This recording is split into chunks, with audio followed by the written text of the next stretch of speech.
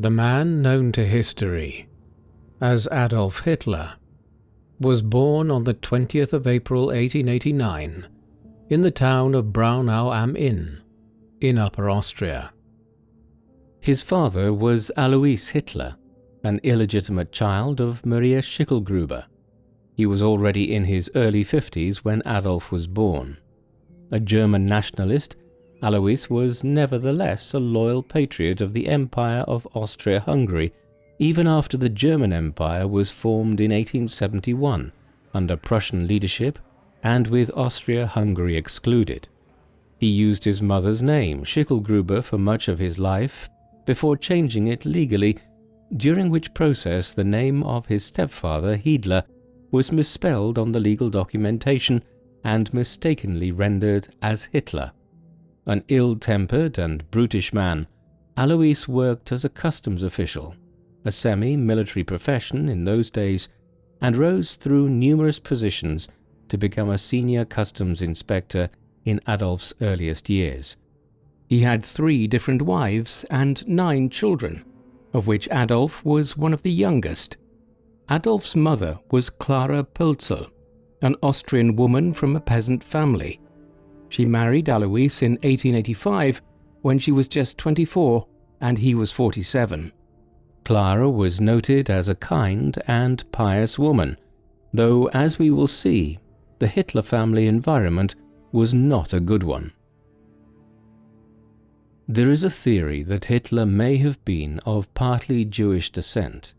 His grandmother, Maria Anna Schicklgruber, had never married, but she did give birth to a child out of wedlock when she was in her early 40s and nearing the end of her childbearing years. The child in question was Hitler's father, Alois Hitler. The question is, who was Alois's father that had sired him with the unmarried Maria Anna? Many years later, in the early 1930s, a senior Nazi official, the future governor of the Nazi General Government of Poland, Hans Frank, was charged with investigating this very issue. Though his official report contained nothing controversial, in private elsewhere, he stated that he had come across evidence which pointed towards Alois's father, Adolf's grandfather, potentially being Leopold Frankenberger, a member of the Jewish Frankenberger family in whose household Maria Anna worked for a time as a cook. Frank noted that the Frankenberger family had later paid for much of Alois's upbringing in a manner which was suggestive that Leopold felt some responsibility for the child. Historians have tended to approach Frank's claims with some skepticism, although a DNA study produced in 2010 yet again suggested that Hitler may have had some Jewish heritage. These points aside, there is still no definitive evidence to suggest this, and Hitler's possible Jewish heritage remains a theory, though an interesting one. Adolf's early life was not an easy one. His 3 older full siblings from Alois's marriage to Clara, Gustav, Ida, and Otto, all died in infancy in 1887 and 1888, Otto just days after he was born, while both Gustav and Ida died of diphtheria within a few weeks of each other in December 1887 and January 1888. This meant that Adolf was Clara's eldest surviving child. She doted on him, and it has been speculated that some of Hitler's narcissism in later years stemmed from his relationship with his adoring mother. The same certainly could not be said of his father. Alois Hitler was a tough, brutish man. A heavy drinker, he spent much of his time in local taverns. When he did return home, there was no affection displayed towards his wife and young Adolf, or his other children. He regularly physically attacked Clara and his children, and it was a tense and violent environment in which Adolf grew up. There is also a growing consensus that Hitler developed monarchism in his youth, where his right testicle did not descend. It used to be believed that this was an urban myth, based on a British military song that was sung during the Second World War, but a recent study in 2015 claimed, based on a reanalysis of a medical examination Hitler was forced to undertake when he was imprisoned in Bavaria late in 1923, that it is, in fact, accurate. The Hitler household was also an itinerant one during Adolf's youth. Alois continued to work as a senior customs officer during the early 1890s. In 1892, he was transferred to the town of Passau and worked there for another 2 years before being reassigned again to Linz, one of the largest urban centers in Austria. Although Clara had just given birth to another child, a boy named Edmund, and so she remained in Passau for a time with Adolf, Edmund, and Alois Jr. and Angela, 2 older children from Alois's earlier marriage to Franziska Matzelsberger. Alois retired not long afterwards and used his savings and pension to purchase a farm some 50 kilometers from Linz. Though relatively distant from the city, Hitler would develop an affinity for Linz. After Alois's efforts at farming failed, the family moved back to Passau in the late 1890s. Here, Adolf's younger brother Edmund died in 1900, though by then he did have a new younger sister, Paula Hitler. Born in 1896, she was one of the few members of the Hitler family who would live a long life. Hitler performed poorly in a school in Linz that he was sent to attend, much to his father's consternation, although Alois died in January 1903, bringing to an end his tempestuous relationship with Adolf and the other members of the family. As he entered his late teens, Hitler left Linz in 1907 and headed for Vienna, the capital of the very large Austro-Hungarian Empire. There he developed a great interest in fine art. This was an era of immense vitality in European art, as Impressionism and Post-Impressionism were still impacting on artistic styles, and new movements like Expressionism were also emerging.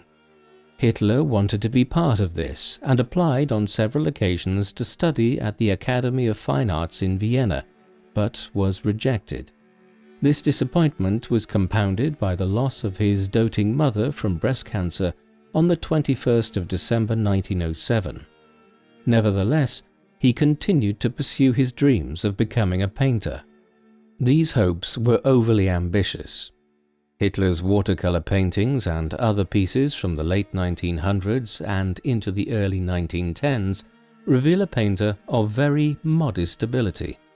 He was able to paint a functional landscape scene and a decent representation of famous buildings around Vienna, but his paintings lacked any depth or emotional resonance. Unsurprisingly, many critics who viewed his work at the time advised him to steer his career towards architecture, and over time his paintings of buildings, notably Die Karlskirche im Winter, painted in 1912, did show some technical improvement.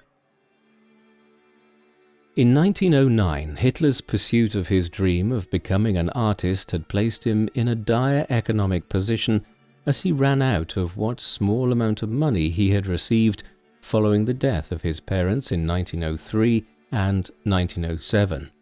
He soon began acquiring odd jobs as a labourer and also managed to sell some of his watercolour paintings, though these were not being sold to galleries, but rather as functional pieces people bought to furnish their homes with generic scenes of Viennese life. Eventually, he ended up homeless for a time, effectively living for much of 1909 and 1910 as a tramp, moving between homeless shelters in Vienna and boarding houses for men. This was a highly unusual period for a person who would rise to become a leader of a major European state one day, and one of the most significant figures in modern history. There are very few other examples of someone being both a tramp at one point in their life and a head of state in another.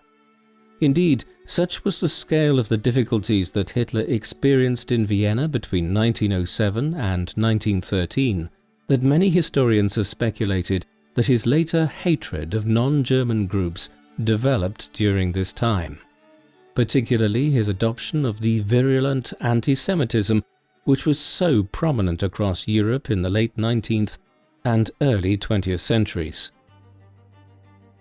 Hitler moved to Munich in the Bavaria region of southern Germany in May 1913, a city in which both his future and that of Nazism would be forged.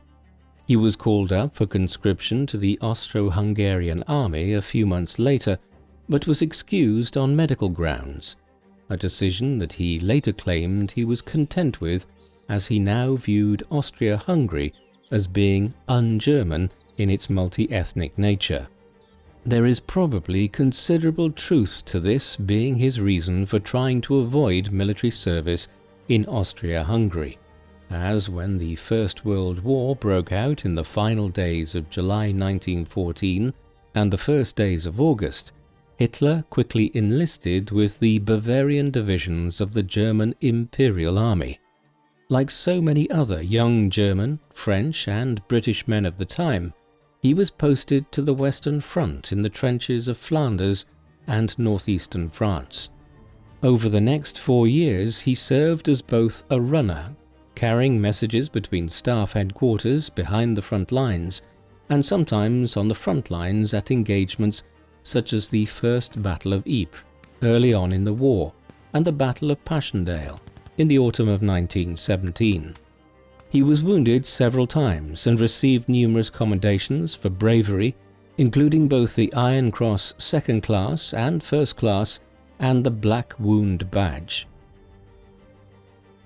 In the final stages of the war, as Germany was faced with the prospect of major invasions of its own territory by the British, French and Americans for the first time, Hitler was temporarily blinded in a mustard gas attack on the 15th of October 1918.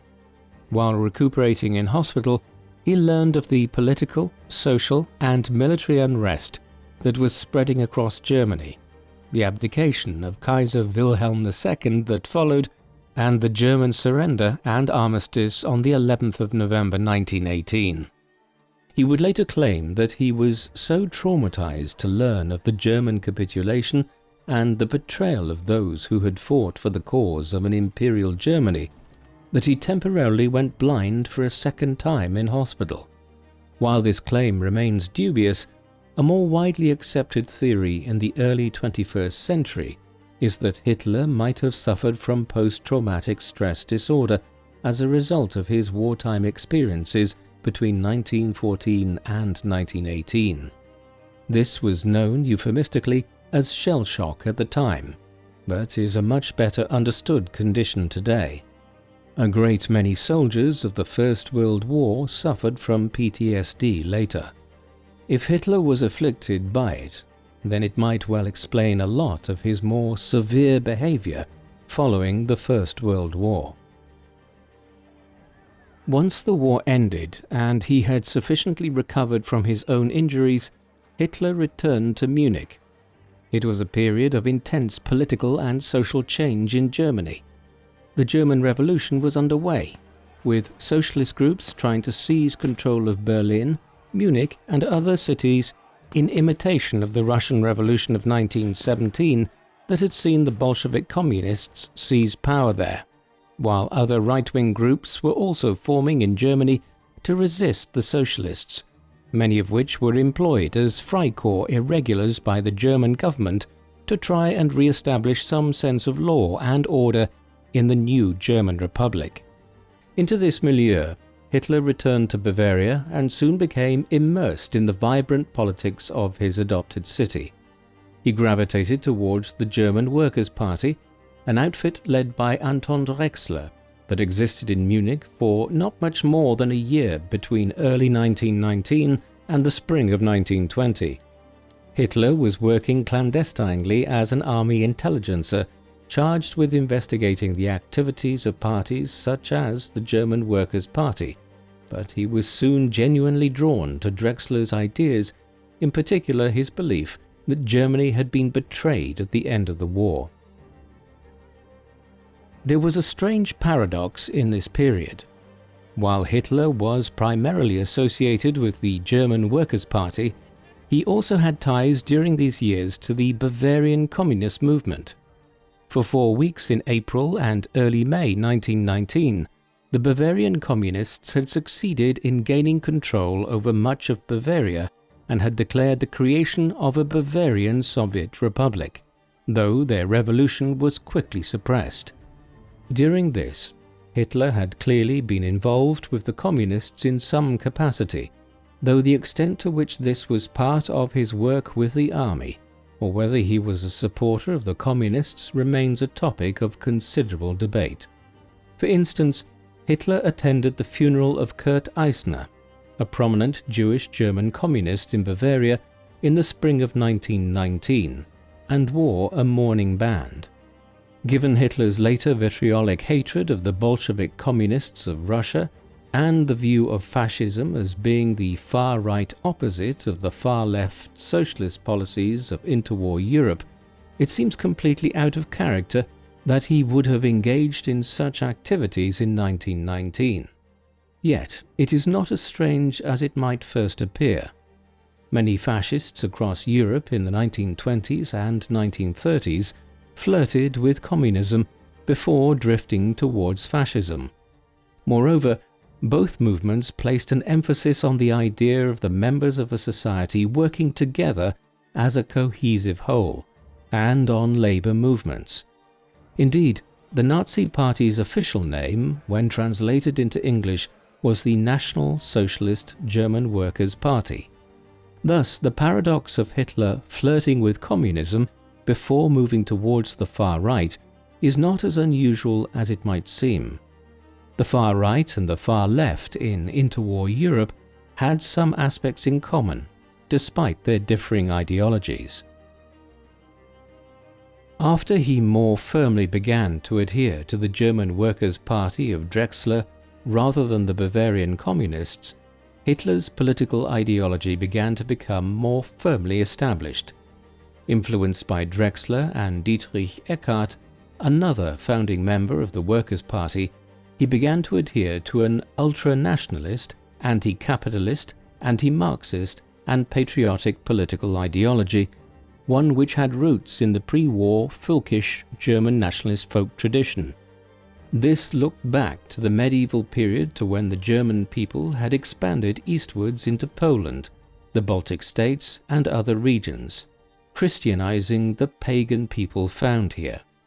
In time, this would cohere into the Nazi idea that Germany should acquire vast Lebensraum, or living space in Eastern Europe, where a new German Reich or Empire would be built.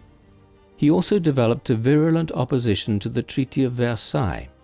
So too was Hitler largely responsible during this period for the adoption of the swastika as the party emblem, one which was associated with Aryanism and the Völkisch movement long before the First World War.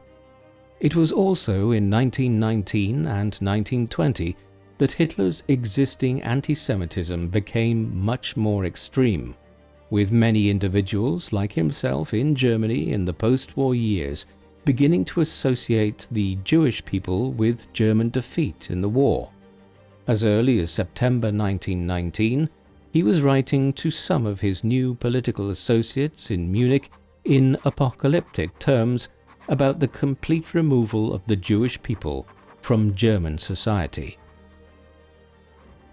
In order to appeal to individuals who might have been briefly inclined to support the Bavarian Communist movement in 1919, in the spring of 1920, the name of the German Workers' Party was changed to the National Socialist German Workers' Party.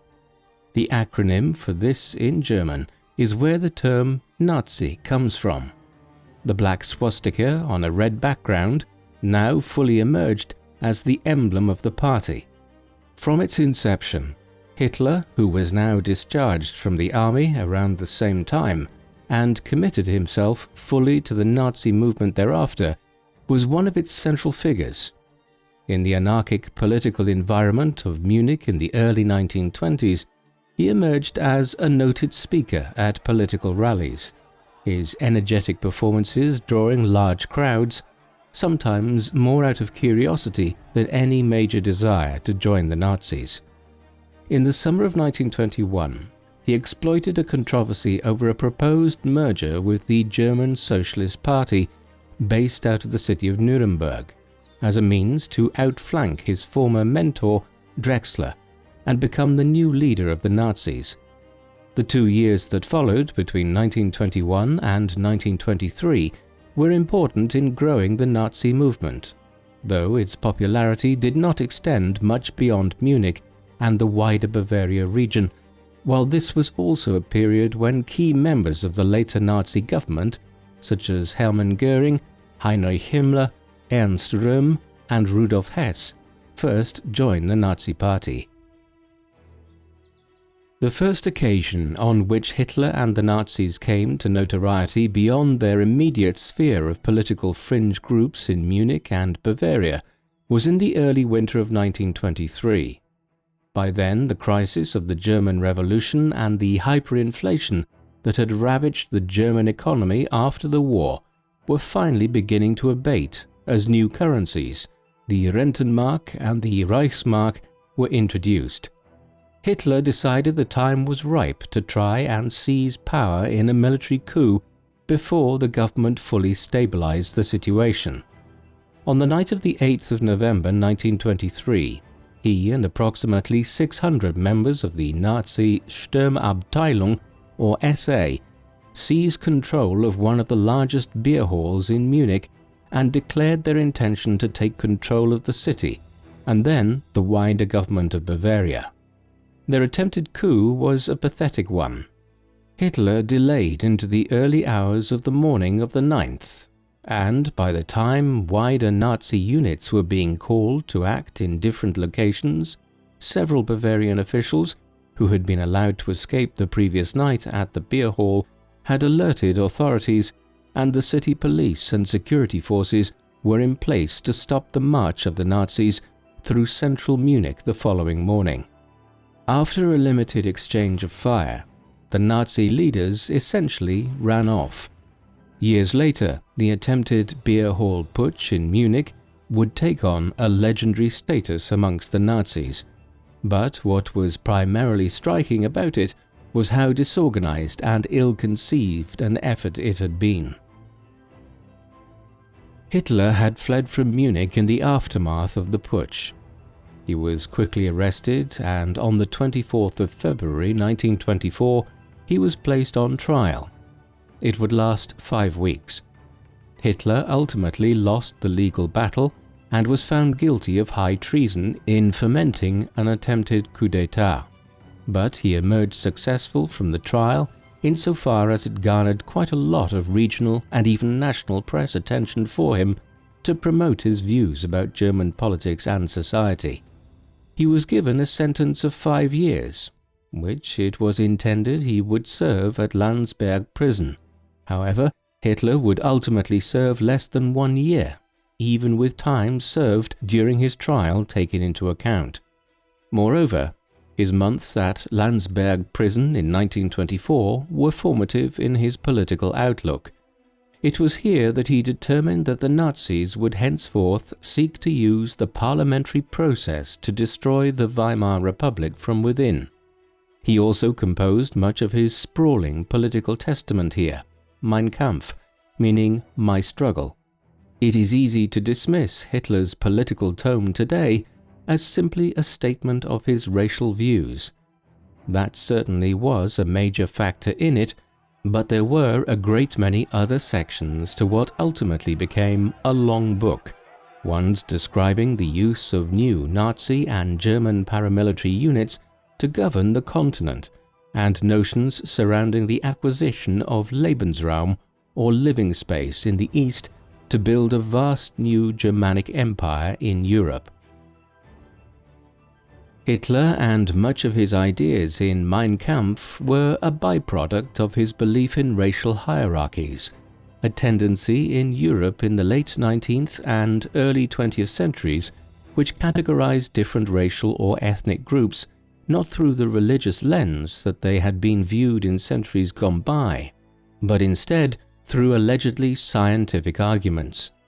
This involved everything from scientists collecting skulls and measuring them to allegedly demonstrate that some racial groups had bigger brains than others, to repurposing the theories of Charles Darwin to argue that not only had human beings evolved through natural selection, but that some racial groups, such as the Germans, British and other people of Europe, had evolved beyond other human groups in places like the Americas, Africa and parts of Asia. At its most extreme, adherents of this view on the different races of the world and eugenics argued that there was a legitimate argument for furthering the more advanced races over the allegedly less advanced ones through political and social movements. In all of this, Hitler would continue to be influenced even after the composition of Mein Kampf by the writings of Hans F. K. Gunther, a German writer who published numerous works in the 1920s in which he outlined a hierarchy of the different racial groups of Europe, arguing for the Germanic or Nordic people being at the top of this racial pyramid and others such as the Jewish and Slavic people being at the bottom of it. Gunther was a major influence on Hitler. This being said, it would be incorrect to view Hitler's ideological outlook as being entirely the product of the politics and culture of Germany in the 1920s. Many of the ideas that the first nationalists, socialists and other radical groups in Bavaria and elsewhere in the years between 1918 and 1923 were trading in had deep roots in German culture and political discourse throughout the German Empire.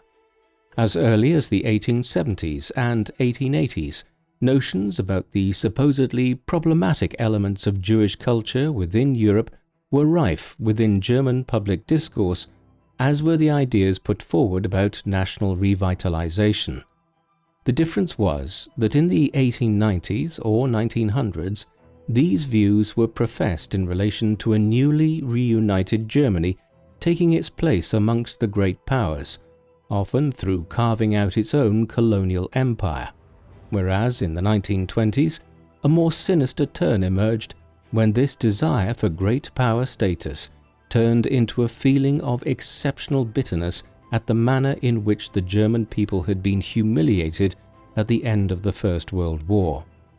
It was in the mid-1900s that the German state first oversaw a genocide, this one against the Herero and Namaqua people of German Southwest Africa in what is now Namibia. Ultimately, a far-right German nationalist in 1909, if transported to a Nazi Party rally in the mid-1920s, would have found a lot of what he saw and heard there to be quite familiar to him.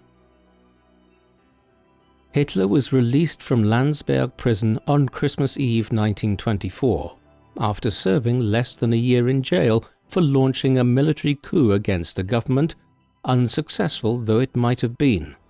He immediately began rebuilding the Nazi Party, and by mid-February 1925 had succeeded in convincing the Bavarian authorities to lift the ban on the party. Thus, just over 15 months after the Beer Hall Putsch, Hitler was a free man and the Nazis were back in action in Bavaria. It was a new Germany, though, by the spring of 1925. The hyperinflation and the political, economic and social chaos that had characterized German politics and society from 1918 to 1923 had finally come to an end, and the country had instead entered into a period of pronounced economic growth.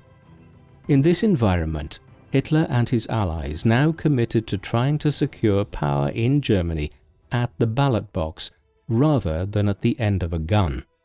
In fact, Hitler had only managed to secure the acquiescence of Heinrich Held, the head of the Bavarian regional government, for the party to be reformed once he promised that they would engage in democratic politics going forward.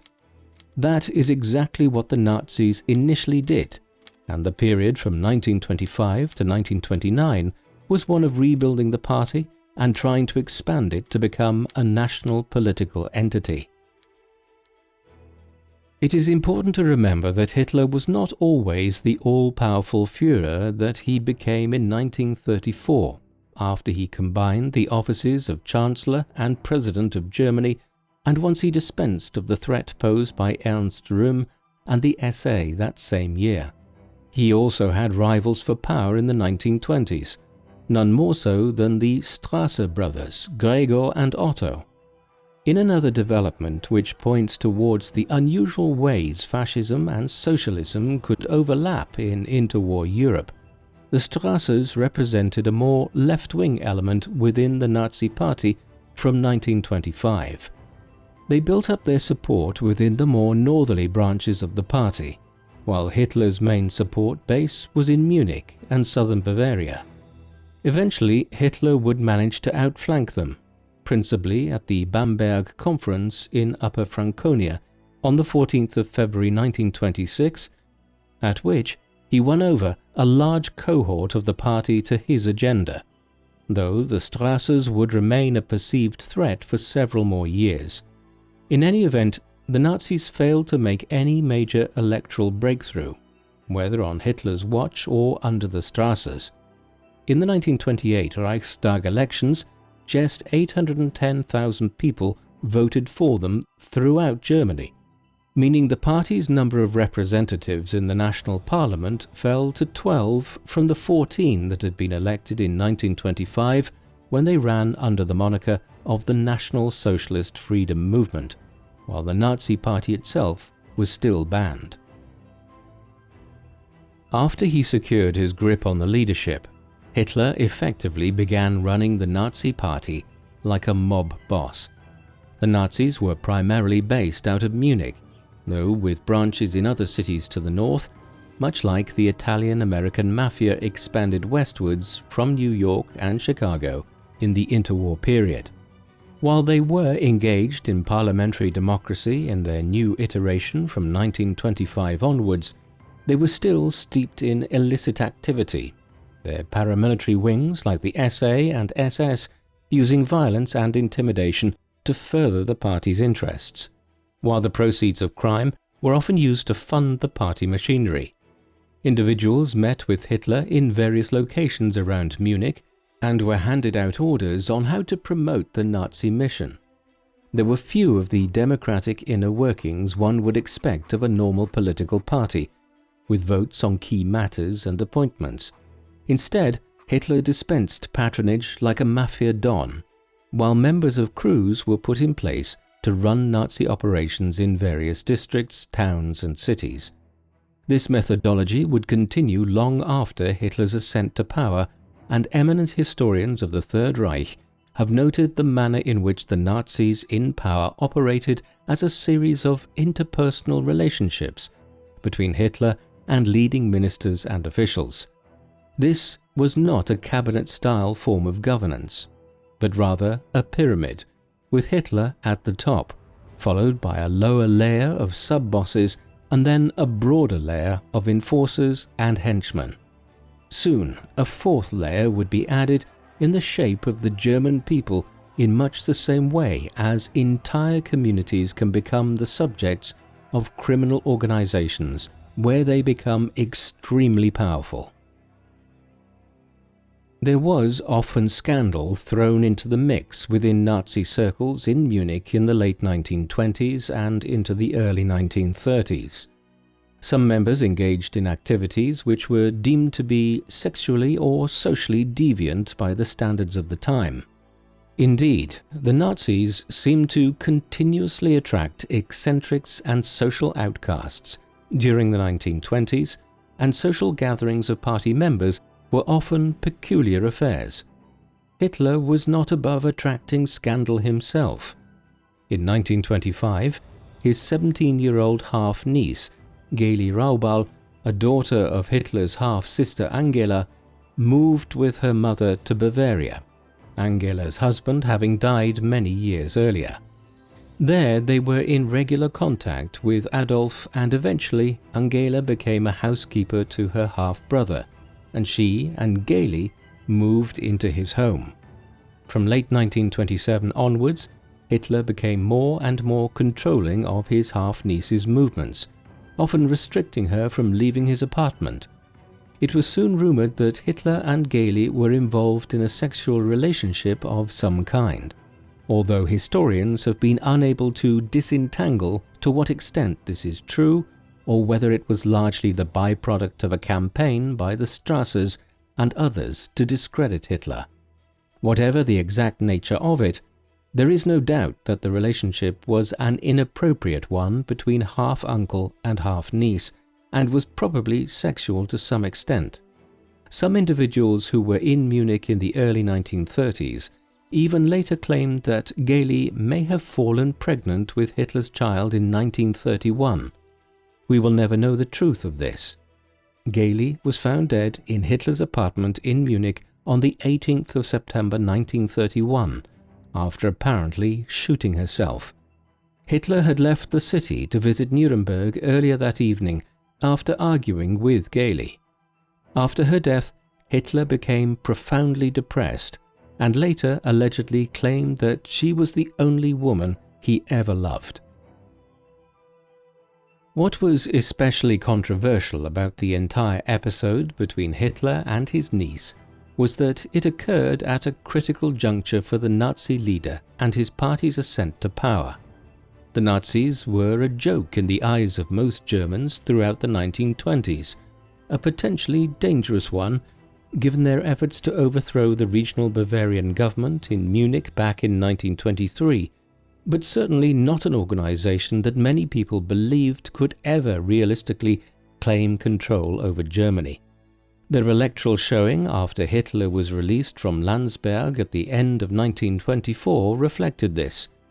They had obtained just over 2.6% of the national vote in the 1928 Reichstag elections, and the percentage would have been much slimmer had it not been for a solid base amongst disaffected men in Bavaria. Thus, the sudden and rapid rise in popularity of the party following the Wall Street crash of late 1929 and the Great Depression which followed it caught many people by surprise. It should not be attributed to any great strategy on Hitler's part. The Nazis, with their message of bitterness, resentment and anger, had simply been out of vogue during the prosperous years between 1925 and 1929. Now, in the early 1930s, they captured the zeitgeist of a changed Germany experiencing a fresh crisis. In the federal elections of September 1930, nearly 6.5 million Germans voted for them, more than any other party except the Social Democratic Party. Hitler was an important component of the Nazi Party's success in the early 1930s. Though it may seem peculiar to us with the benefit of hindsight and the passage of nearly a century, the strange performance by Hitler at political rallies in which he delivered raging speeches almost in a reverie were enormously popular in the crisis years of the Great Depression. Many people who joined the Nazi movement during these years and who went on to occupy senior positions within the Third Reich spoke after the Second World War of the personal magnetism of Hitler, and he developed an almost messianic following. Yet it was not this alone which led to the Nazis' growing success. It was the bitterness of the German people combined with an immensely effective propaganda and marketing campaign overseen by figures like Joseph Goebbels, the Nazi propaganda czar. As energetic as Hitler's campaigning and leadership was in 1931 and 1932, it could not bring him to the top of the state. Despite their enormous popularity, in a fractured political landscape, the best result that the Nazis ever came out of a Reichstag election with was in July 1932. On that occasion, they won over 37% of the vote, with nearly 2 out of every 5 Germans who voted indicating their support for the peculiar Austrian and his bunch of strange adherents from Bavaria. This made them the largest party in the Reichstag by quite some margin, but with none of the other parties willing to countenance offering them sufficient support to form a working coalition government, Hitler was left on the sidelines, proclaiming his utter unwillingness to enter government unless he was made Chancellor of Germany. It was only in January 1933, after emergency meetings between the heads of the centrist parties and the leaders of big business in Germany, that an agreement was reached whereby a coalition government would be formed with Hitler as Chancellor. They thought they could contain him. How wrong they were. Within months, the Nazis had brushed aside all political opposition, and in 1934, after the death of President Paul von Hindenburg, Hitler won election as President too, and duly united the positions of Chancellor and President, proclaiming himself to be Führer, leader of a new Germany. The Weimar Republic was dead. Hitler's ascent to power was not without its missteps. In Mein Kampf, years earlier, he had written at length about the need for a paramilitary force known as stormtroopers and their employment to foment the coming Nazi revolution. Now, in 1933, he found himself having attained to the highest position in Germany, yet he faced a threat to his power within Nazism from Ernst Röhm, the head of the Stormtroopers or Sturmabteilung, Nazi paramilitary organization, better known simply as the SA. By the end of 1933, the SA had more than 3 million members and continued to grow, with some speculating that the much smaller Reichswehr, the very small national army that the Weimar Republic had been allowed to retain under the terms of the Treaty of Versailles, would soon be absorbed into the SA, and that Röhm would become head of the German armed forces and a threat to Hitler in the process. And Röhm displayed all the characteristics of a person who felt he was a rival to Hitler. Hitler and his closest allies acted on the 30th of June 1934, launching a series of attacks across Germany which lasted into the 1st and 2nd of July. The key goals were the elimination of Röhm and the other heads of the SA, but the Night of the Long Knives, as it became known, was also a means for Hitler to settle scores with all manner of perceived enemies and rivals. These included the murder of Gregor Strasser and several officials involved in foiling the Munich Putsch a decade earlier. It was all a sign of how ruthless the Führer could be after acquiring power. When Hitler secured power in 1933 and 1934, he did so with the goal of quickly revitalizing Germany's economic, social, political, and military fortunes, all with the goal of initiating a new European war that would overturn much of the rest of the First World War and make Germany the dominant power on the continent. This is often depicted as a war of revenge against Britain and France, but it was more complex than this. Certainly, Hitler wanted to reverse the humiliation of the Treaty of Versailles, but his primary purpose in instigating a new war was ideological, aiming to acquire vast new territories to the east of Germany, where the new German Third Reich would primarily be an empire stretching from the River Rhine to the Ural Mountains. Yet given the diplomatic alignment of Europe in the aftermath of the First World War, he was in little doubt that this would probably necessitate a conflict with Britain and France, and that it would be best to neutralize France on Germany's western border to the greatest extent possible. With all this in mind, Hitler began taking steps immediately to bolster the German armed forces, and from 1935 onwards, Germany was openly rearming in breach of the Treaty of Versailles. One of the first major moves of the new regime was to begin acting on the anti-Jewish views Hitler had put forward in Mein Kampf years earlier, and which he continued to articulate in his speeches and political rhetoric thereafter. On the 1st of April 1933, just over a week after the passage of the Enabling Act that allowed Hitler and the Nazis to rule by decree, a national boycott of Jewish businesses was decreed, while in mid-May, Nazi book burnings targeted works by Jewish authors in particular. In 1935, Hitler did briefly criticize random attacks by the SA and other Nazi paramilitary groups against individual German Jews, but this was not born out of any sympathy, rather a desire to ensure that the state's anti-Semitism was coordinated. Thus, at a special meeting of the German Reichstag at Nuremberg in September of that year, Hitler instructed several Nazi government ministers and officials to begin drawing up the Nuremberg Laws, a series of pieces of legislation which effectively moved to make second-class citizens out of Germany's Jews, forbidding marriage and intercourse between Jews and non-Jews in Germany, as well as targeting Jewish businesses and banning Jewish people from employing Germans of a certain age and gender. The Nuremberg Laws were only imposed in a piecemeal fashion for a time, but once the Summer Olympics had been held in Berlin in 1936, Hitler ordered them to be stringently imposed.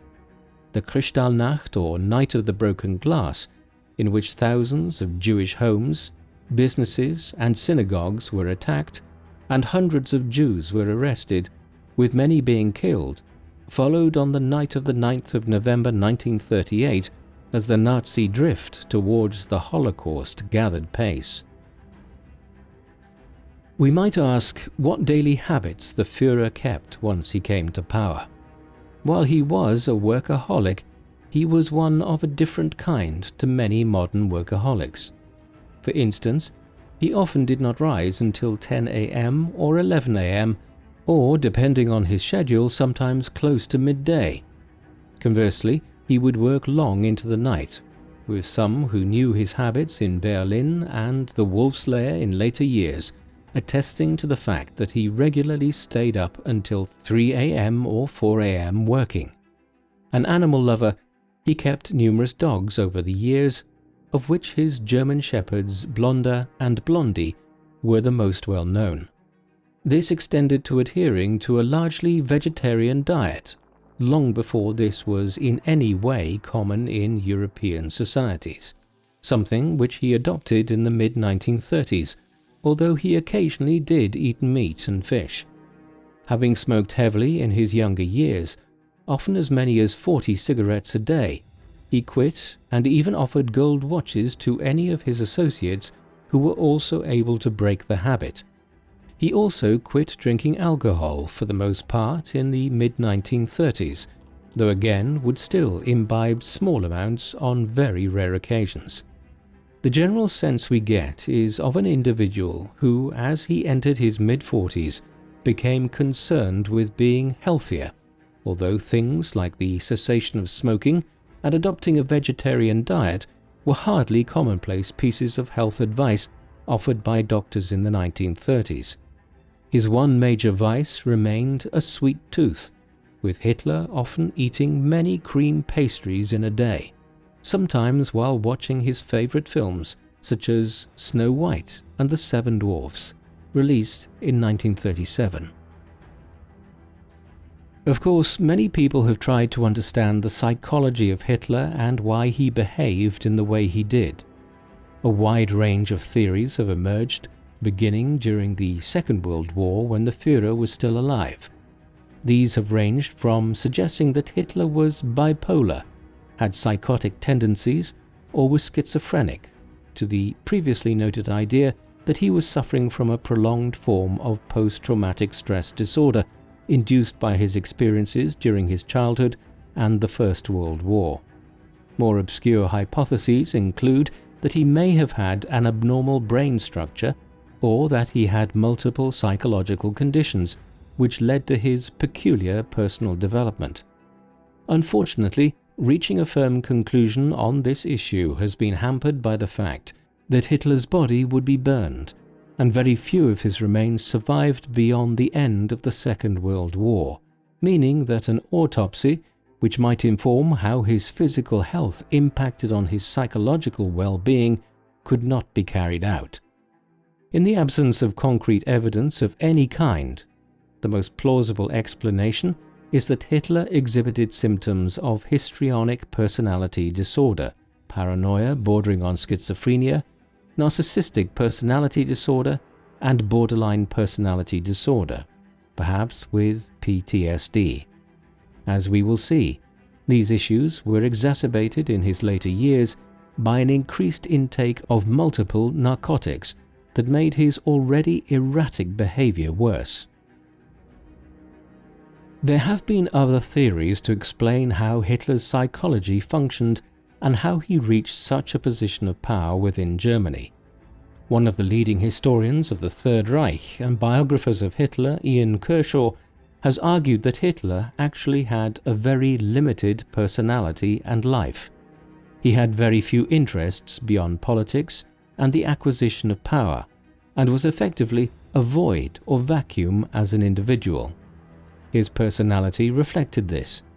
Instead, Kershaw argues, Hitler was able to reach such a position of power because of social and political undercurrents that had been present in German society for decades and which Hitler became the fulcrum for the expression of in the 1930s. Even when he attained power, he took a decidedly hands-off approach to many aspects of government.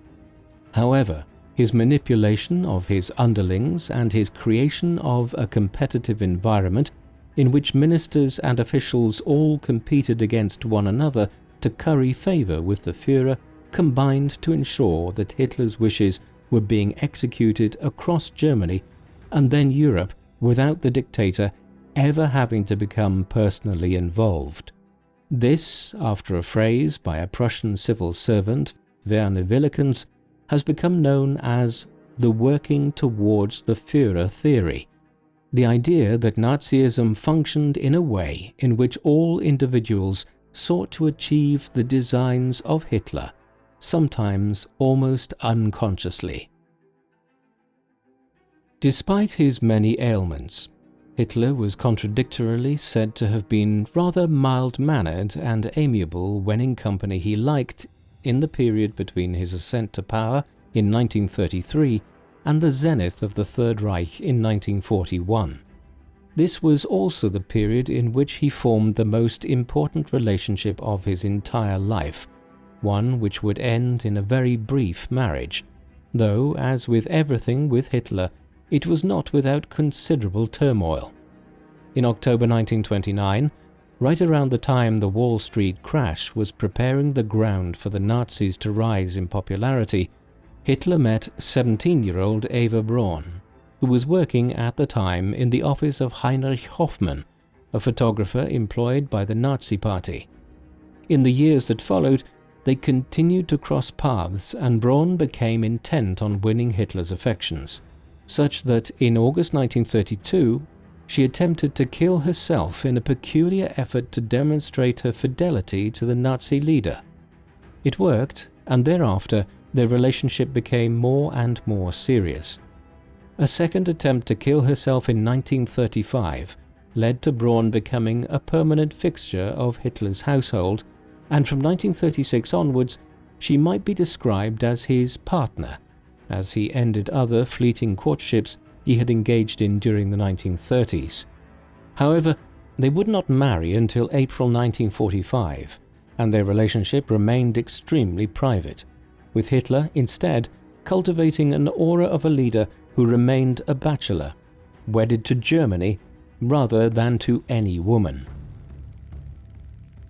Upon assuming control of Germany in 1933, Hitler's plan had been to gradually strengthen Germany's economic and military position with a view to launching his war of revenge against the European powers in 1941 or 1942, the belief being that Britain, France and others would begin to rearm as well once they saw what Germany was doing. The British and French did do so, and it is something of a myth that prime ministers in London and Paris like Stanley Baldwin, Neville Chamberlain and Léon Blum simply did not respond to the growing threat posed by the Nazis. Still, they did not rearm at anything near the same speed as Germany. Hence, by 1937, Hitler was aware that the start date of the intended war could be moved forward. Matters accelerated thereafter.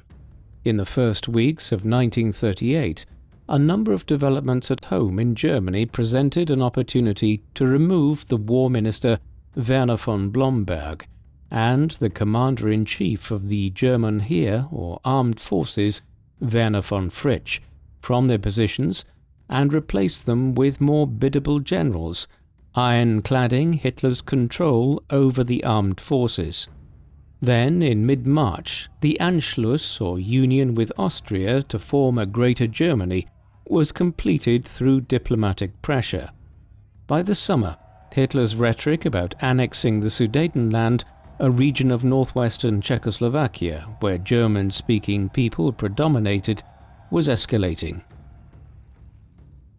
On the 12th of September 1938, Hitler gave a speech at a Nazi Party rally in Nuremberg, during which he denounced the Czech government, employing a line of attack which argued that Czechoslovakia was a multi-ethnic, multilingual state in which Germans, Hungarians and others were being denied their rights, much like minorities had been under the Austro-Hungarian Empire Hitler had been born in. He used this as a pretext for ordering border incursions from Germany in the days that ensued, and even made paranoid claims that France was trying to turn Czechoslovakia into a base of operations from which it could launch bombing raids against Berlin. In response, the British Prime Minister Neville Chamberlain requested a meeting with Hitler, an initiative which culminated in the famous meeting in Munich at the end of September, where, after deliberating with Hitler, the French Prime Minister Edouard Daladier and the Italian fascist dictator Benito Mussolini, Chamberlain emerged claiming that there would be a peaceful resolution of the dispute. Hitler and the Nazis were granted the ethnically German Sudetenland, part of Czechoslovakia, in return for promises that the Führer would make no further territorial claims. Maybe they had little choice.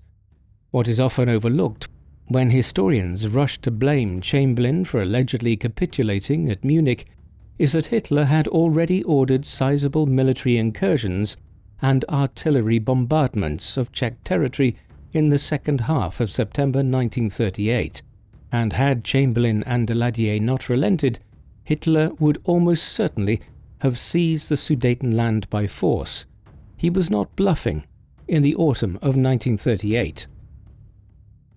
In retrospect, many people might wonder why the leaders of Britain, France and other nations placated or appeased Hitler and the Nazis for as long as they did in the 1930s.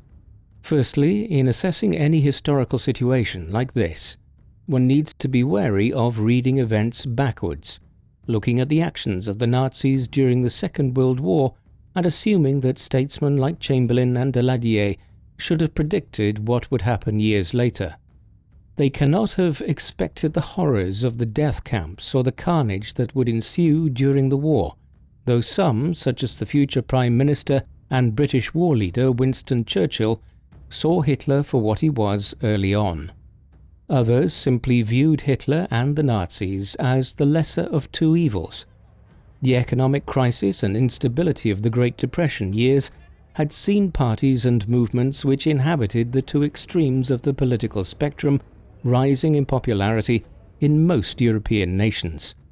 Faced with a choice between the communists on the far left or fascists and corporatists on the far right, some viewed the fascist approach as the better of the two options in the 1930s. It is for this reason that we find individuals like the former British Prime Minister David Lloyd George and a great many other prominent British people visiting Germany between 1935 and 1938, and forming a positive view of the economic revival that the Nazis had overseen and how it had staved off the rise of the communists in the country.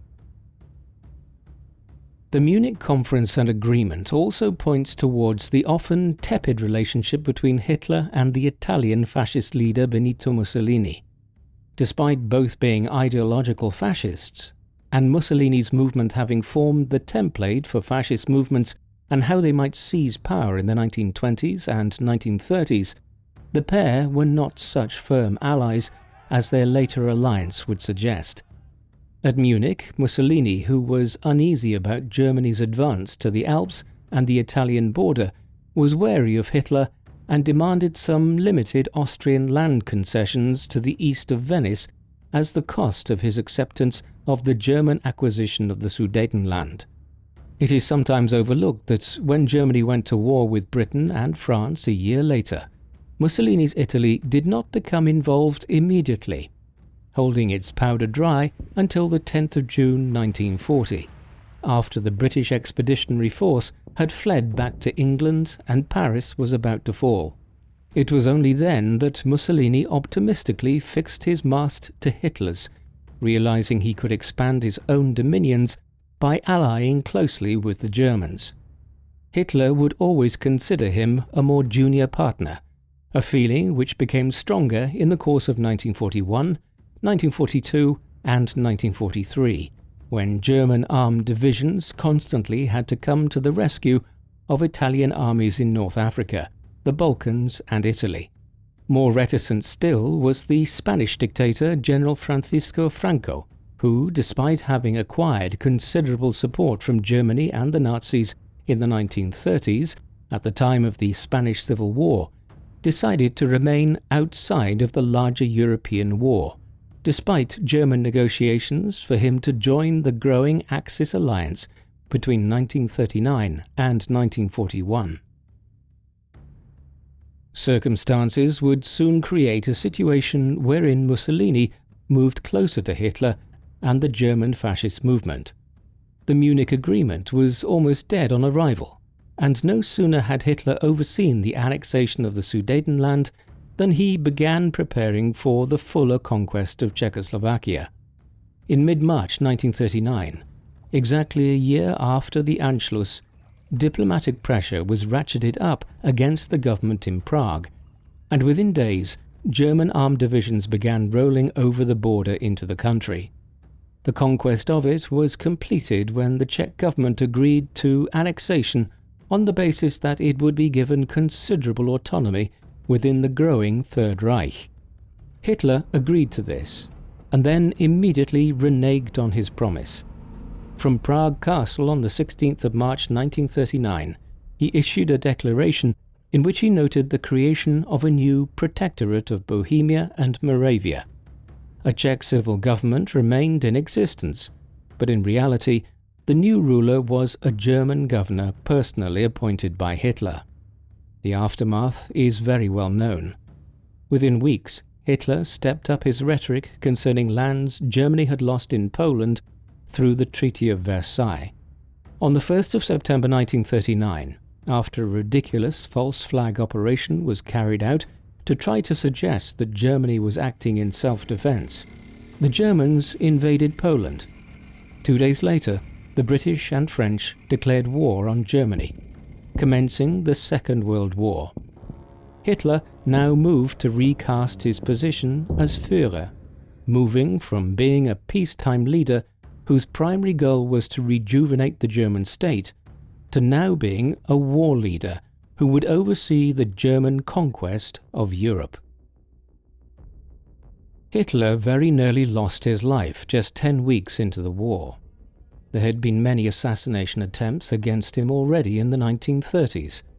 For instance, back in 1932, in an effort to prevent the popular political leader becoming chancellor before he reached that office, several local Bavarians had posted poisoned letters to Hitler. A cadre of officers within the Foreign Office in 1935 were planning to murder their boss, believing he would bring disaster upon Germany if left in charge. The closest of these early plots came on the night of the 8th of November 1939. Georg Elser, a German carpenter with left-leaning politics, had come to believe that Hitler would bring destruction upon the nation. Thus, he planted a bomb under the podium where Hitler was scheduled to give a speech that evening to mark the 16th anniversary of the attempted Munich Putsch back in 1923. Elsa's bomb detonated and worked as planned, killing 8 Nazi officials and injuring dozens more.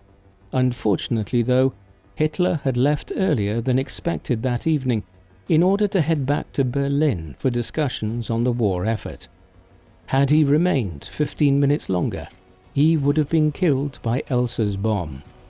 There would be at least another dozen assassination attempts in the years that followed.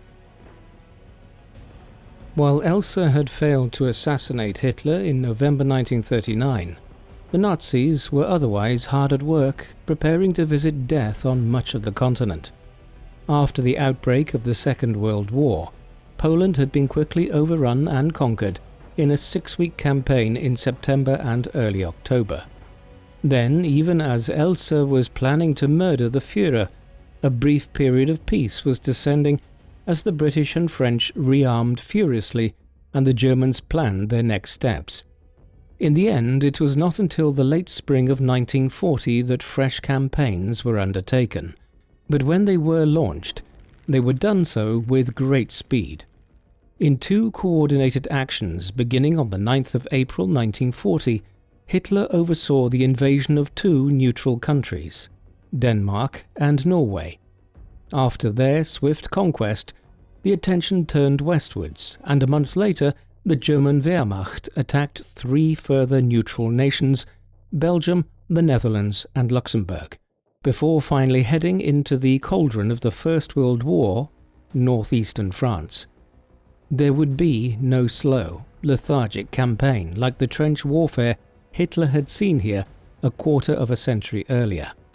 The German army won a devastating victory over the French in little more than 6 weeks, entering Paris on the 14th of June 1940. The Battle of Britain followed soon after, with the Germans intending to pummel the British into submission by cutting off their supplies at sea and bombing their cities into oblivion from the air. Throughout this period, there were concerted negotiations between a peace party in England and the German government to organize a negotiated peace between Britain and the Nazi regime. However, once Winston Churchill became Prime Minister of Britain, a figure who had been warning of the dangers of Hitler and the Nazis for many years, there was a much more limited possibility of a rapprochement between Britain and Germany. And yet, Hitler continued to believe that there might be. It was here that we see how his ideological views could severely skew his judgment when it came to strategic matters. In the course of the autumn, winter and spring of 1940 and 1941, the German blitz and blockade of Britain inflicted grave damage on the only major country standing against the Nazis at that point. Had he continued to pursue the campaign against the British, Hitler might have managed to damage public confidence in the war effort to such an extent in Britain that Churchill was in turn forced out, paving the way for a recommencement of concerted peace negotiations. Instead, he decided before long to abandon the Battle of Britain and turn his attentions and Germany's resources eastwards to invade the Soviet Union, the ideological enemy of Nazism, but a state which Germany was at peace with until they invaded the USSR in June 1941. Hitler's ideological stringency simply convinced him that as fellow Aryans, and what he perceived as a civilized race like the German people, the British would eventually see sense and ally with Germany against Bolshevism. It was the first of several major strategic errors he made based on his ideological tunnel vision, which contributed to German defeat in the Second World War. Hitler's growing plan for the invasion of the Soviet Union from late 1930s onwards was predicated on the mistaken assumption that as soon as a large show of German force was displayed, and the blitzkrieg warfare that had been employed with such devastating results in the Low Countries and France was brought to bear, a swift victory would also ensue in Russia. He was closely involved in the organization and planning of Operation Barbarossa, the code name for the operation derived from the name of the famous high medieval German emperor who had done much to extend Christianity and German power into the pagan east of Europe. Hitler made a major mistake in all of this. Firstly, He failed to take sufficient stock of the extent of land involved in trying to capture Leningrad, Moscow, Stalingrad, and numerous other cities east as far as Arkhangelsk and Astrakhan. Secondly, he didn't account for the fact that the Red Army could suffer catastrophic losses of hundreds of thousands of men at a time in July, August, September and October 1941, which it did, and still be able to put forward sustained resistance outside Moscow and Leningrad when the worst of the winter struck. Hitler, it seems, had also failed to fully learn from Napoleon's invasion of Russia in 1812, when the Tsar had simply ordered the abandonment of Moscow and the devastation of the countryside to deprive the French of vital resources.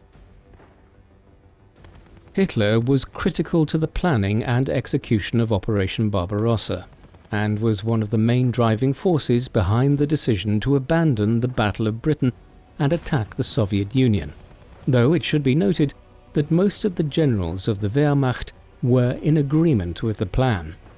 Some expressed reservations about elements of the strategy that Hitler wanted to employ, but nearly all were agreed that victory would follow. Many of the leading German commanders in 1941, it must be remembered, were veterans of the First World War, who had experienced Germany's massive victories over the Russian Empire at that time. As such, it is something of a myth that Hitler pursued Operation Barbarossa in the face of opposition from many senior German commanders. This would be a war of unbridled violence, with Field Marshal Wilhelm Keitel issuing the Barbarossa Decree to the German High Command on the 13th of May 1941, 6 weeks before the invasion began, on Hitler's orders, an injunction which effectively called for a war of extermination and would later be shown as clear evidence at the Nuremberg trials of the manner in which the German war had been criminal in basic intents. The invasion commenced on the 22nd of June 1941, with 3 million German military personnel invading the Soviet Union. For nearly 4 months, the Germans would meet with unparalleled success, inflicting millions of casualties on the Soviets in terms of men killed, wounded and captured, and seizing control of vast amounts of territory and cities like Minsk and Kiev in the autumn of 1941. However, the Blitzkrieg here was unlike what had been seen in France and the Low Countries a year earlier. Eventually, in the course of September and October, Hitler's forces began to run out of energy and met with stiffer resistance. Ultimately, they would stop short of seizing Moscow and Leningrad that winter, and the war on the Eastern Front would turn into a war of attrition. There is something of a myth concerning the German invasion of 1941. By late October and November, the Germans had advanced as far as the outskirts of Leningrad and Moscow. It was here that the German war effort ran into what would ultimately become a fatal issue. They finally met concerted Russian resistance outside the two cities, while the German lines were stretched, their men tired, and their tanks running short on fuel and other vital supplies. Then, to compound matters, it turned out that they had not been issued with adequate winter clothes as the worst of the Russian winter set in, causing hundreds of thousands of German men to become injured or immobilized through frostbite, or even to die, with many losing fingers, toes, or worse. There is no doubt that Hitler's ideological sense that the tough German warrior would simply persevere through the cold was an incredibly stupid decision in not providing sufficient winter clothing for the Germans on the front line, but it should also be acknowledged that the winter of 1941 was the coldest experienced in Western Russia in the entirety of the 20th century. Mother Nature was now turning against the Führer. The final months of 1941 were the critical period in the war. Had things developed differently on two different fronts, the conflict and modern world history might have ended very differently. Hitler's plan had been to secure Moscow and Leningrad, then launch a pincer movement southwards to secure the Caucasus oil fields. Simultaneously, the German Afrika Korps under Erwin Rommel was making good headway in pushing the British and their Commonwealth allies eastwards from the Western Desert towards the River Nile. Their goal was to capture Cairo and then the Suez Canal, following which the Axis forces in North Africa would have been able to proceed into the Middle East and ultimately join up with the Germans emerging south through the Caucasus. Other powers like Turkey in the region would then have fallen into line with Hitler's plans, leaving the Führer victorious in the war. Robbed of its own oil supplies from the Middle East and largely cut off from the British Raj and its Commonwealth allies like Australia and New Zealand, Britain would have had little option but to come to terms with the Nazis, and the war could have ended in a Nazi victory. This is the counterfactual of how Hitler could have emerged victorious. It all hinged on those few crucial months in late 1941, but, as we will see, things played out very differently to what the Nazi dictator had planned. For 3 years after the invasion of the Soviet Union, and down to when it all started to turn very severely against Germany, Hitler made his base at the Wolfschanze or Wolf's Lair, a major military bunker and headquarters which he ordered the construction of near the village of Görlitz, now Gierwosch in northeastern Poland, near the Kaliningrad Oblast today. Here he was close enough to the front lines to be able to receive news of developments on the fronts near Moscow and other cities quickly, and commanders at places like Leningrad and Stalingrad could be flown in to meet directly with the Führer. Located in the Masurian woods in East Prussia, the stronghold was an enormous bunker and fortress, with walls that were 2 meters thick and made from reinforced concrete. The building was also heavily camouflaged to avoid it being bombed from the skies. The Wolf's Lair was divided up into different security zones, with Hitler and his closest aides operating in Zone 1, several cabinet members sharing offices in Zone 2, and so on and so forth. The surroundings here were not salubrious and had none of the pomp and splendour one would usually associate with the rulers of such a vast empire as the Third Reich. Here Hitler began each day by doing some light work, before taking his dogs for a walk and returning to his desk. Meals were often communal. Over time, as the war effort soured, the atmosphere here became more tense, certainly not celebratory in the manner which prevailed a year earlier, as the Third Reich expanded even further east. It was during his first months at the Wolf's Lair that the Nazis adopted what came to be known as the final solution towards the Jewish population of the expanding Third Reich. After the Nuremberg Laws and the Kristallnacht of the 1930s, thoughts had turned in 1939 to how the Jewish population of Europe would be approached by the Nazis, an issue which grew in importance following the conquest of Poland, where some 3.5 million Jews lived at the time. Numerous strategies were developed in the months that followed. Firstly, the Jews of Poland were corralled into ghettos in cities like Warsaw and Krakow, where they were stripped of their rights and made to subsist on starvation rations. In tandem, a more comprehensive set of proposals was devised which envisaged the mass deportation of the Jews of Europe from the continent, with the most outlandish scheme being to send them en masse to the East African island of Madagascar once the Suez Canal was captured.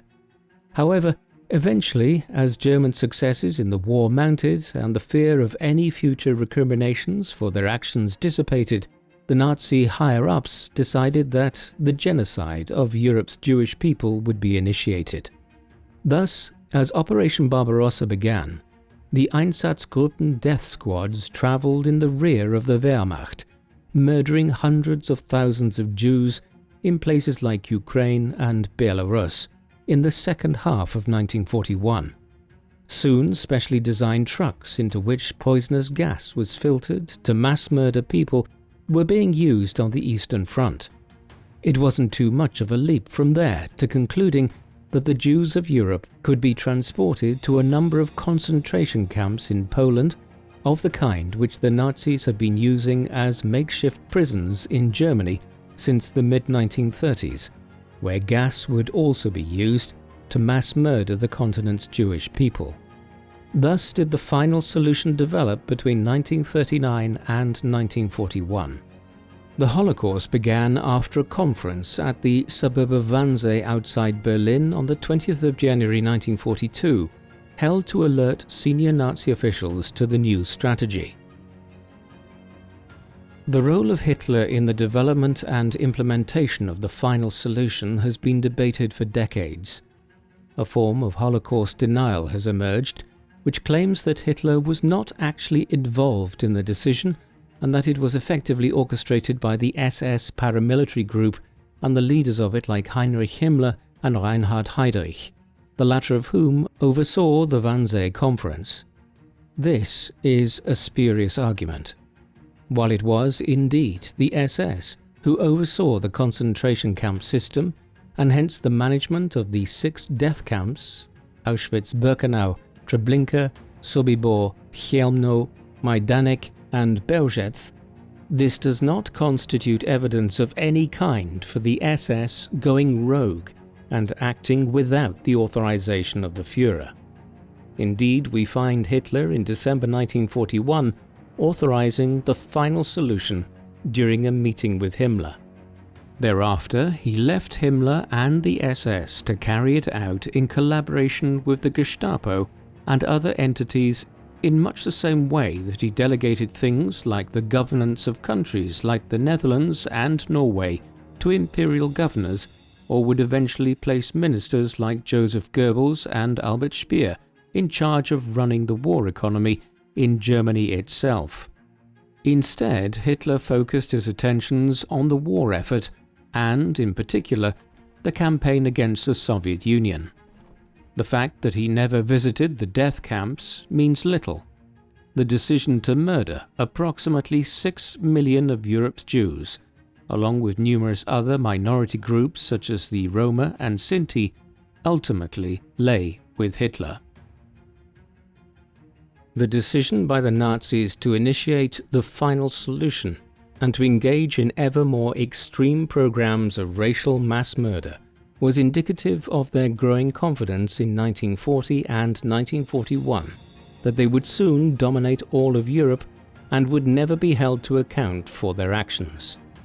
But even by the time a cadre of senior Nazi bureaucrats were meeting at Wannsee on the 20th of January 1942 to discuss the practical application of the final solution across the Third Reich, the situation had changed on the Eastern Front in a manner which would ultimately spell disaster for the Nazi cause.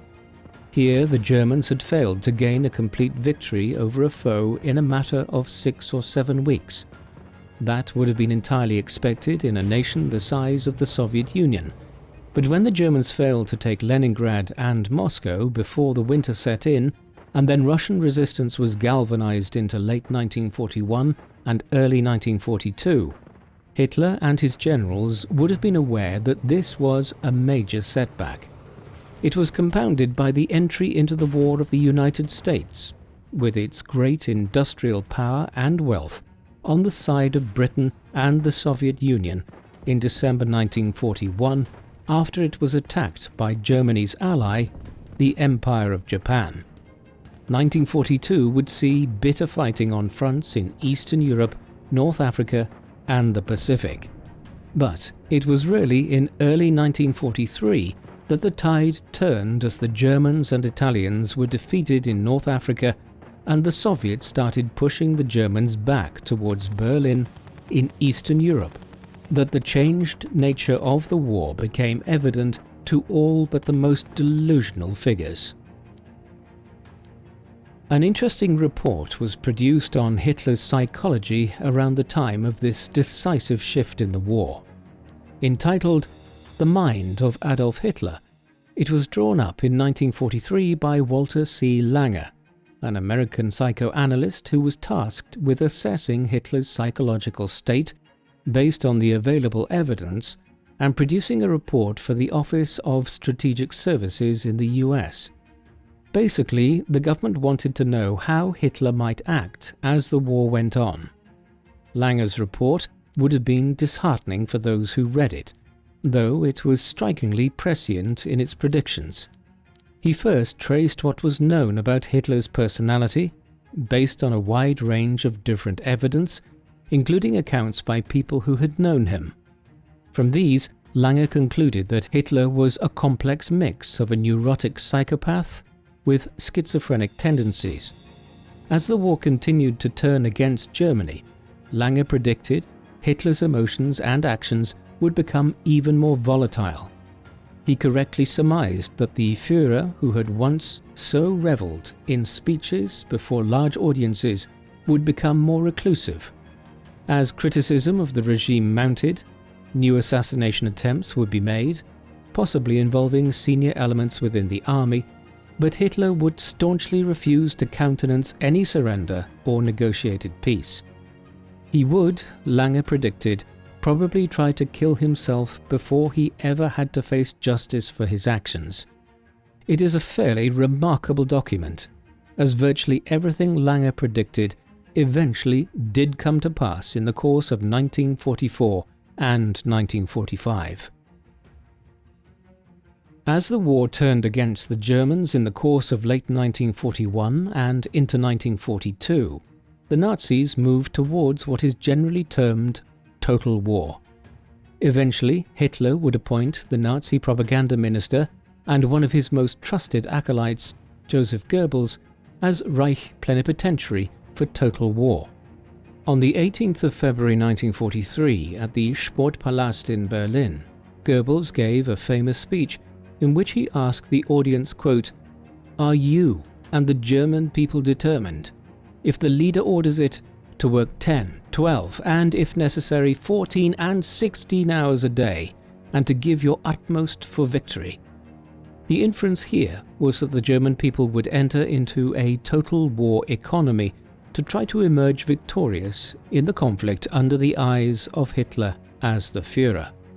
The Nazi leader would consequently oversee the development of a total war effort through 1942, 1943, and 1944, one in which the German people were required to make some sacrifices, but where in reality the people who really suffered were millions of Polish, Czech, and other ethnic workers that were brought in as slave laborers to keep the German war economy running. Meanwhile, at the heart of this was a dictator who was beginning to behave in an increasingly erratic manner, much as Lange had predicted in The Mind of Adolf Hitler. Hitler's decisions were less consistent from 1942 onwards. His temper grew, and he tended to dismiss generals, commanders, and officials for small, perceived infringements of his orders or their inability to live up to his unrealistic expectations. By 1944, Hitler was a very different figure to the one who had ruled Germany for much of the decade between 1933 down to 1942, when the war effort had clearly started to go wrong. Perhaps the most glaring element of this erratic behavior concerned Hitler's relationship with the senior-most German generals and commanders. As soon as military setbacks began mounting from late 1941 onwards, he began retaliating against his leading commanders, blaming them for German military reverses. This was in stark contrast to the period between 1939 and the autumn of 1941, when Hitler had generally tried to claim credit for German strategic successes, claiming that he was the mastermind of the Nazi takeover of most of the European continent down to October 1941. It was only when the German advance on Moscow and Leningrad faltered, and it became clear that the knockout blow would not be struck before the winter set in, that Hitler suddenly started asserting that the generals of the Wehrmacht were the ones making the decisions after all. Like a supreme narcissist, Hitler took credit for it when things went right on the battlefield, and then blamed others when they went badly. A striking example was that of the German tank general Heinz Guderian, who was successively promoted by Hitler between 1939 and 1941 after playing a critical role in the Polish campaign, and then the Blitzkrieg assault on the Low Countries and France. Having been involved in the stalled drive towards Moscow, Hitler dismissed him from his command during the winter. This tendency only became more pronounced as the war went on, such that eventually Hitler ended up coming back to figures like Guderian and reappointing them to senior commands once their replacements had failed to make miracles happen on the Eastern Front. Try though he might to siphon off the blame for Germany's military defeats on the generals of the Wehrmacht, the reality was that Hitler was increasingly responsible for some of the more tactically stupid decisions. A clear example of this is the Battle of Stalingrad, the engagement which became the crucible of the war on the Eastern Front between the autumn of 1942 and the first weeks of 1943. Securing the city was considered vital to gain control of the Caucasus oil fields, both to provide the German army with petroleum and to deprive the Soviets of it.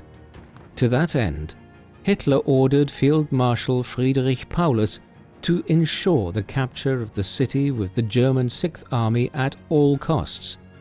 Paulus managed to nearly secure control over the entire city in September and October 1942, but then a massive Soviet counterattack succeeded in stemming the German attack, following which they began to encircle the Sixth Army. Hitler then made the disastrous decision to order Paulus to hold firm and secure the city instead of attempting a breakout which might rescue the remnants of the Sixth Army. In the end, the Führer's attitude of no surrender led to the destruction of most of the German forces and the capture of the remnants of Paulus's army in late January and early February 1943. In the end, the Germans lost over 500,000 men, a cripplingly high figure given the numerical inferiority of the Germans and their Axis allies to the Soviets. Hitler was responsible for this. In other ways, Hitler's strategic decisions were poor, though not quite as strikingly as those made with the Battle of Stalingrad. For instance, the series of massive fortifications and defensive points which Hitler ordered the construction of all along the coast of France, the Low Countries, Western Denmark and Norway, through Führer Directive No. 40 on the 23rd of March 1942, and what became known as the Atlantic Wall, was semi-successful insofar as it did make the Allies think very hard about how they would launch an amphibious assault on Western Europe in the summer of 1944. Similarly, the decision to take over the Italian armed forces and territories in September 1943, when it became clear that the fascist government in Rome was about to switch sides and join the Allies after they invaded southern Italy, stalled the Allied advance in the Mediterranean. But all of these measures point towards an awareness of the futility of the war effort after a certain point. Issuing commands to build a giant series of defences across the Atlantic coast of Europe indicates that Hitler realised the strategic situation had changed immensely over the winter of 1941. Yet surrender or a negotiated peace of any kind was never countenanced by the Führer. He transformed Germany into a death cult in the process. As the war shifted in this way, Hitler was becoming an increasingly frail individual. Some of this was the result of the most serious assassination attempt he faced during his entire reign as the Nazi dictator, one which again fulfilled part of Langer's predictions in The Mind of Adolf Hitler. On the 20th of July 1944, a cohort of German army officers, led by Friedrich Olbricht and Klaus von Stauffenberg, conspired to leave a briefcase full of explosives in a conference room in the Wolf's Lair during a meeting. Hitler was chairing there. They then initiated an attempted coup, but, unbeknownst to them, the briefcase had been placed in such a way that Hitler did not suffer the full impact of the explosion and survived. The plotters were rounded up in the hours and days that followed, and Hitler ordered the Gestapo to oversee a ruthless policy of eliminating anyone who was connected to the plotters in the slightest manner. However, the Führer had not escaped unharmed. The conference table shielded him from the worst impact of the blast, but he suffered a perforated eardrum and numerous other injuries. A stenographer attending the meeting was killed, and over 20 people were injured, a sign of how close the 20th of July plot came to ending Hitler's life and changing the course of the war. The injuries which Hitler sustained in the 20th of July plot added to his many health issues by the closing year of the war. There has been much recent study of his conditions by historians.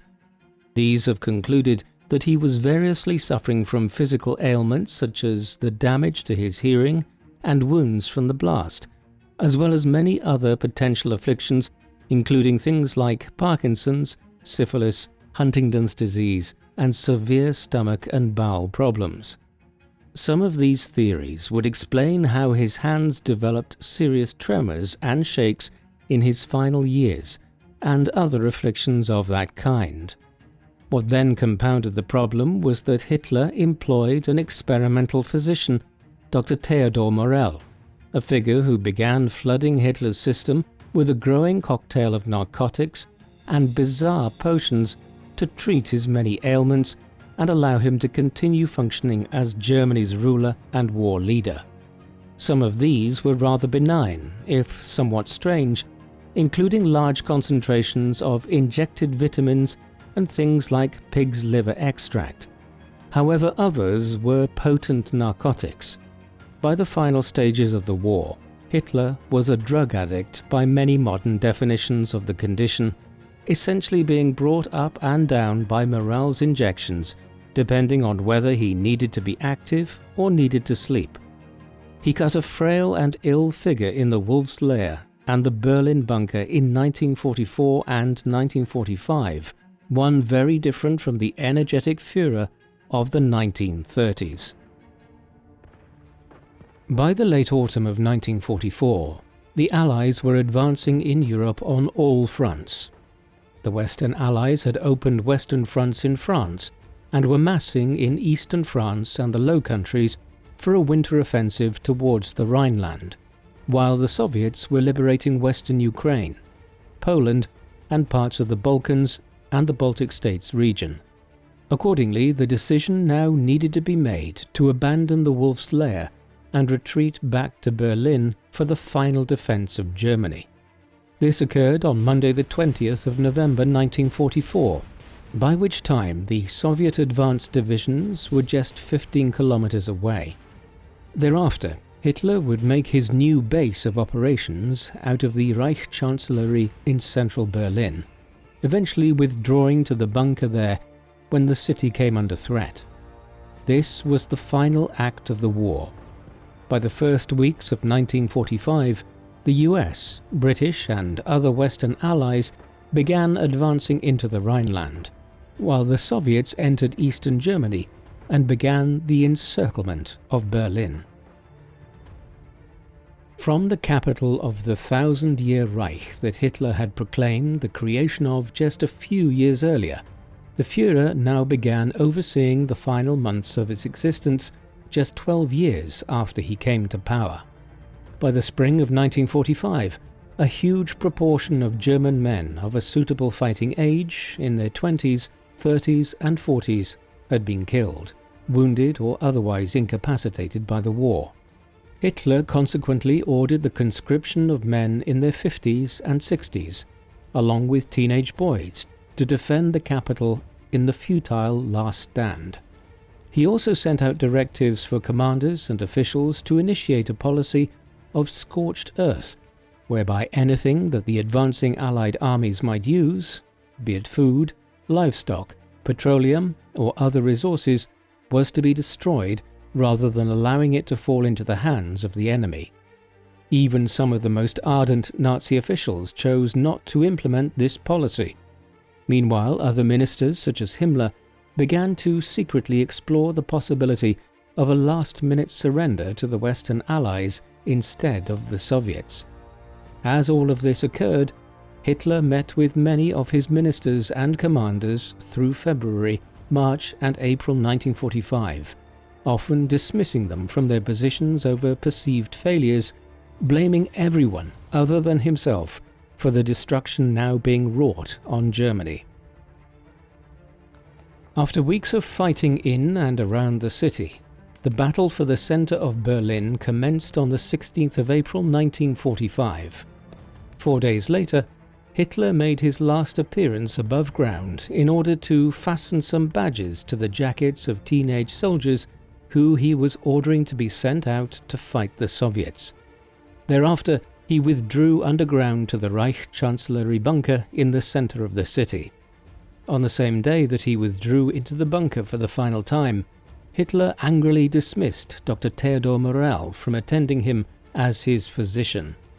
He continued to take some of the medications that Morell had prescribed over the years, but some were simply no longer available, and so it is actually more than plausible that in his final days, Hitler was experiencing some withdrawal symptoms as the flow of opiates and other narcotics into his system declined.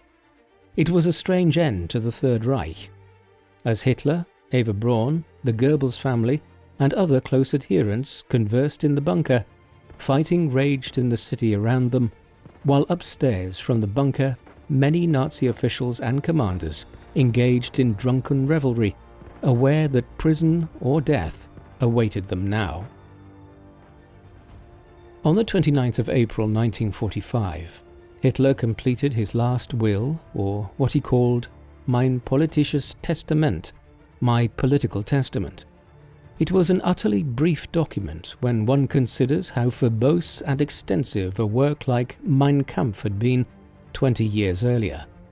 It made some brief allocations of his personal effects, with the Führer requesting that his artworks should be sent to be displayed in Linz in Austria, where he had spent much of his earliest years, while other things which he had acquired over the years were to be given to the Nazi Party and the German people, with his secretary, Martin Bormann, who almost certainly died just 4 days later, being charged with distributing his possessions.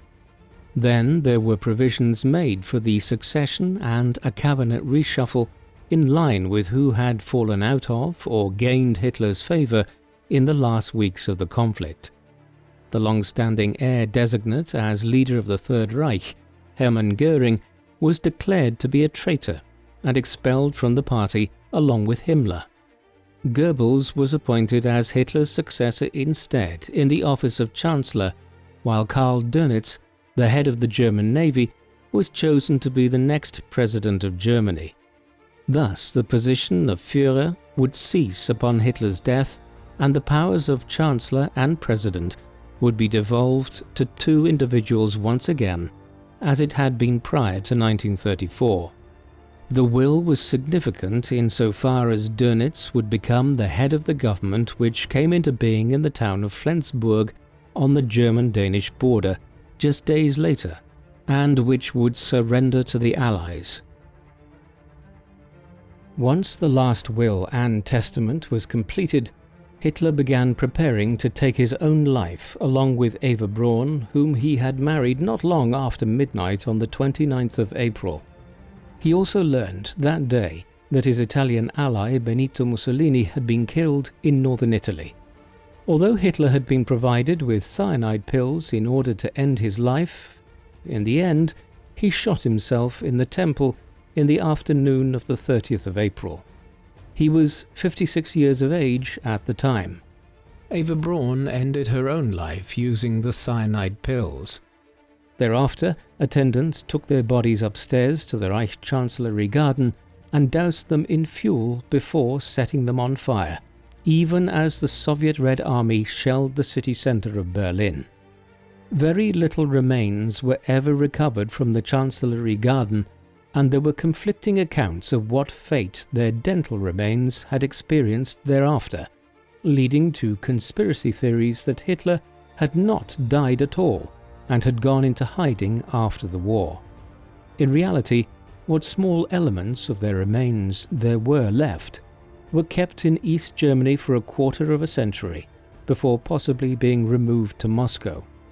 A death certificate was only finally issued in 1956, when the government of West Germany decided to do so. A day after Hitler's death, Joseph Goebbels and his wife also took their own lives in the bunker after murdering their children. A week later, the German government at Flensburg surrendered to the Allies. The Second World War was over in Europe.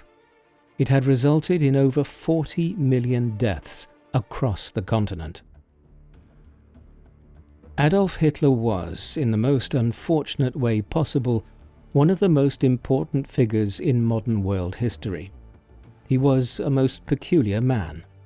He came from a dysfunctional family background in Austria and grew up to have a wide range of psychological issues, ones which were exacerbated by his experiences in Vienna prior to the First World War, on the Western Front during it, and in Bavaria after it.